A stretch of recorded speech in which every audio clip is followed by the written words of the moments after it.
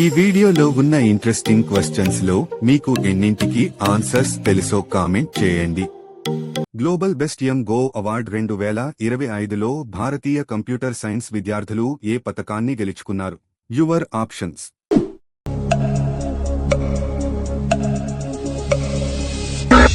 Correct answer is C bronze. దుబాయ్లో జరిగిన world government summit WS సందర్భంగా న్యూఢిల్లీకి చెందిన ముగ్గురు భారతీయ కంప్యూటర్ సైన్స్ విద్యార్థులు global best young go award 2025లో కాంస్య అవార్డును గెలుచుకున్నారు. సమ్మిట్ ప్రారంభ రోజున యునైటెడ్ అరబ్ ఎమిరేట్స్ ఉపాధ్యక్షుడు Mansour bin Zayed Al Nahyan $10,000 నగదు బహుమతితో పాటు ఈ అవార్డును అందజేశారు. ఇటీవల విడుదల చేసిన I am a soldier's wife అనే పుస్తకాన్ని ఎవరు రచించారు? Your options.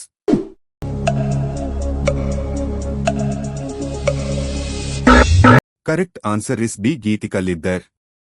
దివంగత బ్రిగేడియర్ లఖ్వీందర్ సింగ్ లిడ్డర్ యొక్క భార్య గీతిక లిడ్డర్ రచించిన I am a soldier's wife ఈ పుస్తకాన్ని army chief general Upendra Dwivedi ఫిబ్రవరి 10, 2025న ఆవిష్కరించారు. బ్రిగేడియర్ లిడ్డర్ డిసెంబర్ 2021లో తమిళనాడులోని నీలగిరి కొండలలో మాజీ chief of defence staff general Bipin రావత్తో కలిసి హెలికాప్టర్ ప్రమాదంలో విషాదకరంగా మరణించారు. అంత్యోదయ గృహ యోజనను ఏ రాష్ట్ర ప్రభుత్వం ప్రారంభించింది? Your options.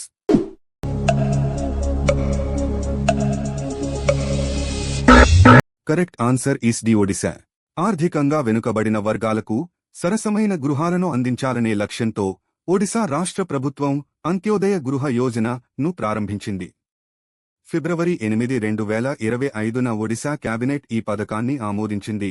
ఈ పథకం 7,550 కోట్ల రూపాయలు బడ్జెట్ కేటాయింపుతో రాబోయే 3 ఏళ్లలో 2.25 లక్షల పక్కా గృహాలను నిర్మించాలని యోచిస్తోంది. మరుగుదొడ్ల కోసం నిర్దేశించిన ప్రాంతాన్ని మినహాయించి 25 చదరపు మీటర్ల ఇంటిని నిర్మించుకోవడానికి లబ్ధిదారులు 1.2 లక్షల ఆర్థిక సహాయం అందుకుంటారు. ప్రపంచంలో 3వ డీప్ సీ స్పేస్ స్టేషన్ని ఏ దేశం నిర్మించింది? Your options.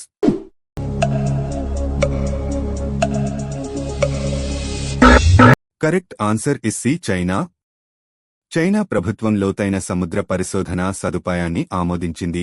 దీనిని డీప్ సీ స్పేస్ స్టేషన్ అని కూడా పిలుస్తారు. వనరులు అధికంగా ఉన్న దక్షిణ చైనా సముద్రంలో డీప్ సీ స్పేస్ స్టేషన్లో డ్రిల్లింగ్ షిప్ మెంజియాంగ్ కూడా ఉంటుంది. ఇది భూమి యొక్క మాంటిల్ను చేరుకోవడంలో మొదటిది. అమెరికా మరియు సోవియట్ యూనియన్ తర్వాత డీప్ సీ స్పేస్ స్టేషన్ను నిర్మించి నిర్వహిస్తున్న ప్రపంచంలోని 3వ దేశం చైనా. భారతదేశం మొదటిసారిగా ద్రవీకృత సహజ వాయువు LNG ని ఏ దేశానికి ఎగుమతి చేస్తుంది?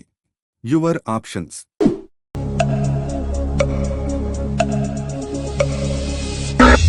Correct answer is the Nepal. India energy week సందర్భంగా భారతదేశం నుండి నేపాల్కు లిక్విఫైడ్ నేచురల్ గ్యాస్ LNG ఎగుమతి చేయడానికి భారతదేశం ఒప్పందం కుదుర్చుకుంది. ఇండియా ఎనర్జీ వీక్ యొక్క 3వ ఎడిషన్ న్యూఢిల్లీలో ఫిబ్రవరి 14 నుంచి 11, 2025 వరకు జరిగింది. Indian oil corporation IOC Yogya holdings నేపాల్తో 5 ఏళ్లపాటు 1,000 మెట్రిక్ టన్నుల LNGని నేపాల్కు ఎగుమతి చేసేందుకు ఒప్పందం కుదుర్చుకుంది. భారతదేశం నుండి ఒక విదేశీ దేశానికి LNGని ఎగుమతి చేయడం ఇదే తొలిసారి.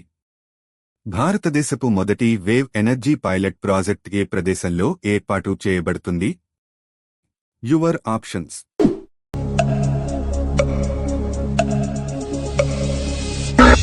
Correct answer is a Mumbai.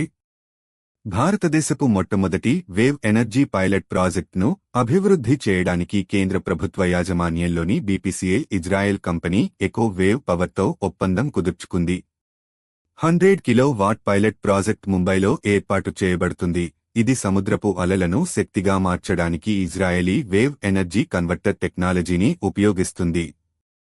భారతదేశం మరియు USA సంవత్సరం నాటికి $500 బిలియన్లకు ద్వైపాక్షిక వాణిజ్యాన్ని రెట్టింపు చేయడానికి అంగీకరించాయి. Your options.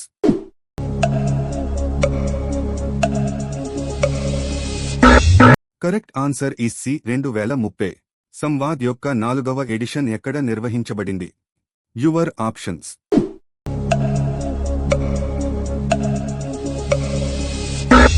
Correct answer is the Thailand. థాయిలాండ్లో ప్రధాని నరేంద్ర మోదీ ఫిబ్రవరి 14, 2025న సంవాద్ గ్లోబల్ హిందూ బౌద్ధ సంఘర్షణ నివారణ మరియు పర్యావరణ స్పృహ కోసం 4వ ఎడిషన్లో ప్రసంగించారు. సంఘర్షణ మరియు పర్యావరణంపై ప్రపంచవ్యాప్త చర్చా నమూనాను సంఘర్ష పరిష్కారం నుండి సంఘర్ష నివారణకు మరియు పర్యావరణ నిబంధనల నుండి పర్యావరణ స్పృహకు మార్చడం ఈ సమావేశం లక్ష్యం. నో మనీ ఫర్ టెర్రర్ అనే అంశంపై 4వ మంత్రివర్గ సమావేశాన్ని ఏ దేశం నిర్వహించింది? Your options.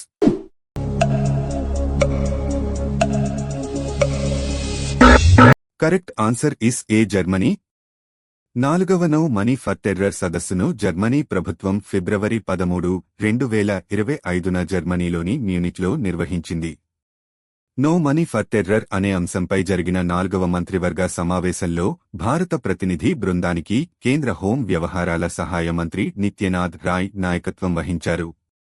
మునుపటి 3వ no money for terror ministerial కాన్ఫరెన్స్ను భారత ప్రభుత్వం నవంబర్ 19 నుంచి 18, 2022న న్యూఢిల్లీలో నిర్వహించింది.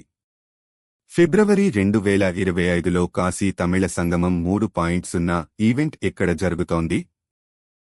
Your options.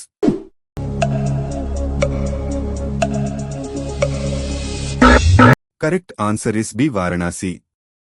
కాశీ తమిళ సంగమం 3.0 కార్యక్రమం ఉత్తరప్రదేశ్లోని వారణాసిలో ఫిబ్రవరి 24 నుంచి 15, 2025 వరకు నిర్వహించబడుతోంది. ఈ కార్యక్రమం తమిళనాడు మరియు కాశీ, వారణాసి మధ్య సాంస్కృతిక సంబంధాలను జరుపుకుంటుంది. ఫిబ్రవరి 18, 2025 కరెంట్ అఫైర్స్ గురించి తెలుసుకోవాలి అనుకున్న వాళ్లకి డిస్క్రిప్షన్లో లింక్ ఇచ్చాము చూడండి.